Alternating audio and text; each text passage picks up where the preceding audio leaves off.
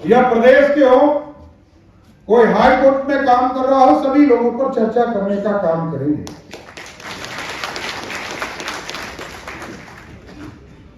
लेकिन साथियों, सपना तो सपना है, अभी सपना पूरा नहीं हुआ है।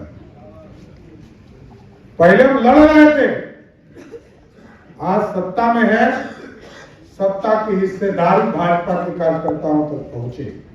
आपने देखा होगा स्पष्ट तौर पर हम लोगों ने विसूत्री उसको भी भंग कराया, सभी आयोग को भी रद्द कराया, क्योंकि भारतीय जनता पार्टी जो सरकार में, ठीक कहा अभी नीलाचल राय जी की एक बात से मैं भारी सहमत हूं कि चोर दरवाजे से कुछ लोग सत्ता में आ गए थे और सत्ता से कान पकड़कर उसको बाहर करने का काम आपकी ताकत से किया गया। लोगों ने सोचा कि पैसे के बल पर हॉर्स ट्रेडिंग कराकर सत्ता से भाजपा को रोक देंगे। ये गलतफहमी भूल गए हो कि भाजपा है, ये दूसरे को सबक सिखाने का काम करती है, ये भाजपा को, विधायकों को तोड़ने का प्रयास कर रही। एकदम एक एक व्यक्ति पर जो इस अपराध में शामिल है, किसी को बख्शा नहीं जा सकता। एकदम अस्वस्थ रहिए। कोई पैसा के नशे में सत्ता को लूट नहीं सकता, सत्ता लूटने भी नहीं देंगे। कुछ लोग आजकल घूम घूम कर कह रहे हैं कि मेरे पिताजी ने तो माई का पार्टी बनाया था, और बेटा कह रहा है कि बाप का पार्टी है। ये बात तो सही कह रहा है कि उसकी पटिया तो माइये बाप का नहीं भाई, उसमें क्या दूंगा। लेकिन भारतीय जनता पार्टी और एनडीए के लोगों के लिए बिहार की जनता ही माँ बाप है, इतना स्वस्थ रहिएगा। ये माँ बाप जब तक हमारे साथ खड़े हैं, ये लोकतंत्र हमारा है। जनता किसी को ये आशीर्वाद दे सकती है कि सत्ता तक कौन पहुंचेगा। लालू प्रसाद जी कहते थे अपने राजनीति के दौर में, जब वो मुख्यमंत्री नहीं बने थे, तो कहते थे कि राजा के रानी के पेट से राजा पैदा नहीं होगा। लेकिन जब सत्ता में आए तो सबसे पहला आरक्षण दिया किसको? अपनी पत्नी श्रीमती राबड़ी देवी को, कहा ये मुख्यमंत्री बनेंगे। फिर कहा मेरा ये बेटा जिसने स्टेडियम में सिर्फ पानी धोने का काम किया है, इसको उप मुख्यमंत्री बनाऊंगा। और दूसरा बेटा जो हरे राम हरे कृष्णा करता है, अब उसको मंत्री बनाना है। जब राम कृपाल यादव जी ने सांसद के चुनाव में उनकी बेटी को चुनाव में हरा दिया, तो सीधे राज्यसभा भेज दिया। यही है लोकतंत्र लालू जी का। और भाजपा में किसी को नहीं पता है कि कल अगली पंक्ति में कौन बैठेगा।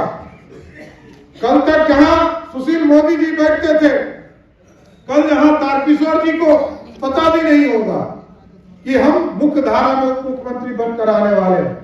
और मेरे जैसा व्यक्ति तो कभी सोच भी नहीं सकता। मैंने इसलिए कहा कि मेरी इस पार्टी में दूसरे मां के स्वरूप की तरह हमको सेवा दिया।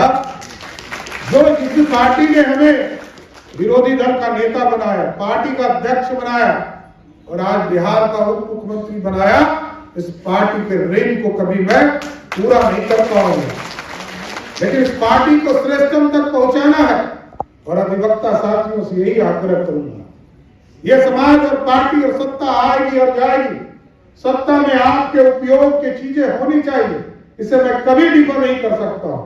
लेकिन सत्ता के संघर्ष में भारतीय जनता पार्टी को नीचे सींचना, क्योंकि आपका संघर्ष था, आपके लोग लड़ते रहे, मरते रहे।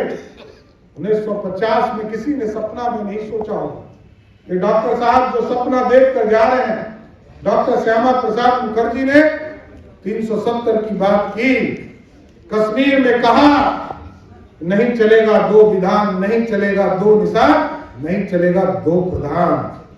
70 बरस लगे साथ। लेकिन जो कमिटमेंट था, हम बहुत बार बार कहते हैं कि देश में एक ही पार्टी है जो कमिटमेंट कर देती है, उससे पीछे नहीं हटती।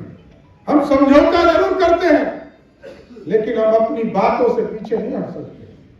370 को 70 वर्ष जरूर लगे, लेकिन देश के यशस्वी प्रधानमंत्री को जब आपके आशीर्वाद से एब्सोल्यूट मेजॉरिटी मिला तो 370 को उखाड़कर कचरे के ढेर में फेंक दिया।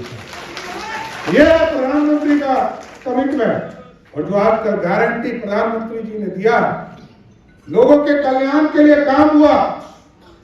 गरीबों को पानी पहुंचाना, गरीबों को घर पहुंचाना, गरीबों को शौचालय पहुंचाना, गरीबों को खाना देना।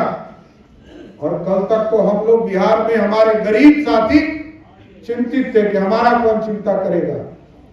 5 किलो अनाज देश के यशस्वी प्रधानमंत्री आदरणीय नरेंद्र मोदी जी दे रहे थे, लेकिन अब तो प्रधानमंत्री जी ने बिहार में, हम लोग जब सरकार में आए तो आयुष्मान भारत के तहत जिनको 5 किलो अनाज मिल रहा था, अब उसको 5 लाख तक का